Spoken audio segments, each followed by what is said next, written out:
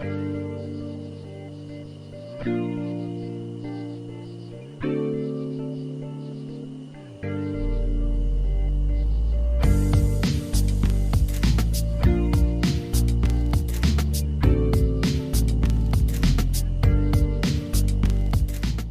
the world of intelligence, there are very few things that draw as much intrigue as dead drops. In fact, whenever someone thinks of intelligence and operational tradecraft, the dead drop is one of the first things they think of, and for good reason. The dead drop has been a tool in the toolbox for spies for centuries, and has been quite effective in that role, even up to and including present-day operations. However, many aspects of the dead drop are overlooked or overhyped in Hollywood, so let's take a look at what a dead drop actually is. In the simplest of scenarios, a dead drop is a physical item, usually a container of some kind or a small hiding place, that is usually located in a neutral and commonly accessible area that is used to physically pass communications between two people without them ever actually having to make physical contact with each other. This system was more or less perfected by Western and Soviet powers during the Cold War, and most of the tradecraft that is still used by spies today was developed during that conflict. So how exactly does a dead drop work?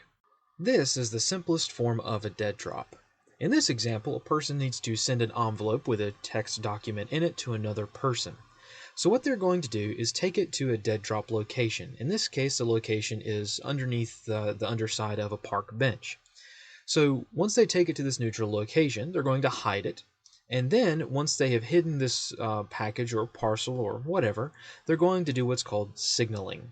So they're going to go to another location. In this case, it is the side of a post office box, and they're going to leave a mark. Most of the time, this mark is going to be made with chalk so that it can easily be rubbed away or fade away with time, but in any case, they're going to leave some kind of mark or signal to let the case officer know that there's something to be picked up.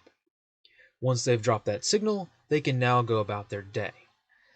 Then, the next person, in this case it's the case officer, walks by the post office box, which they normally do every day or twice a day or whatever, along a predetermined schedule.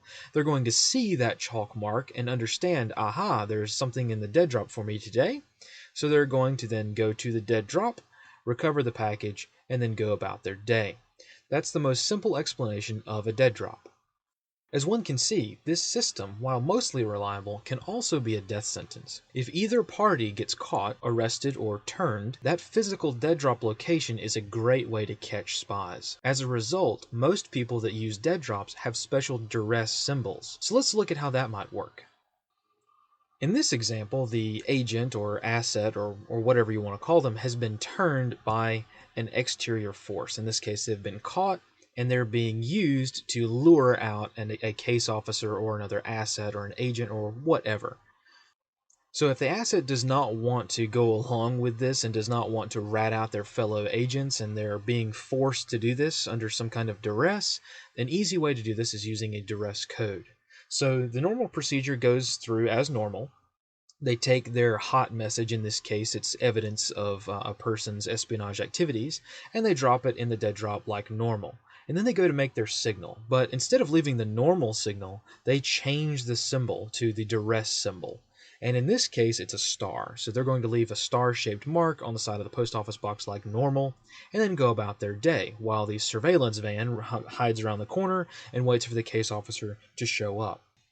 So the case officer shows up to the signal location, sees the duress symbol, and instead of going to the dead drop to incriminate themselves and get caught, they simply walk away. That's how duress symbols can be used to add an extra layer of security to an already pretty secure system.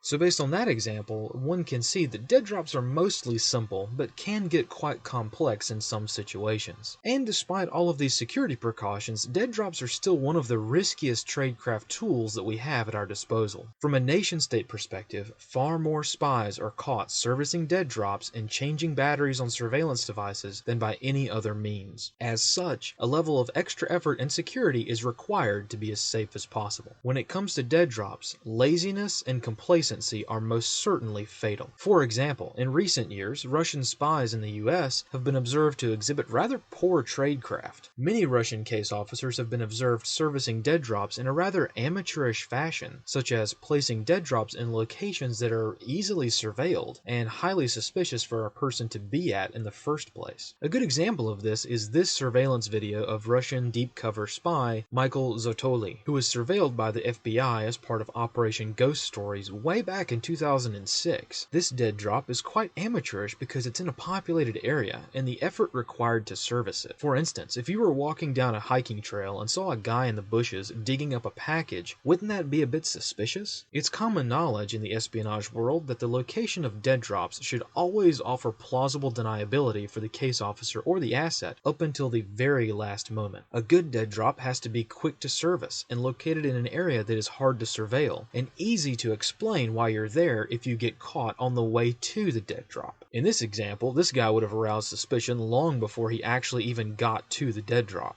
And remember, this is Russia, arguably the only other superpower in the world, and these guys are supposed to be deep cover agents, the best of the absolute best, and yet amateurish tactics and laziness are their downfall. But let's not forget our friends over in MI6. Oh no, they have been caught napping from time to time as well. Almost 15 years ago, an MI6 agent in Moscow was caught servicing an electronic dead drop that was hidden inside a rock that was left beside a street in Moscow. These days, digital dead drops are all the rage since a person doesn't need to physically interact with them, but they have one fatal flaw. They have batteries that need to be changed, which is just how this cocky MI6 agent got caught. So while dead drops are a critical tradecraft tool, one must not forget that this isn't as simple or as easy as in the movies, and is very high risk. But if you take the time to do your research in your local area, the dead drop is a timeless and highly effective way of passing information or supplies in a non-permissive environment.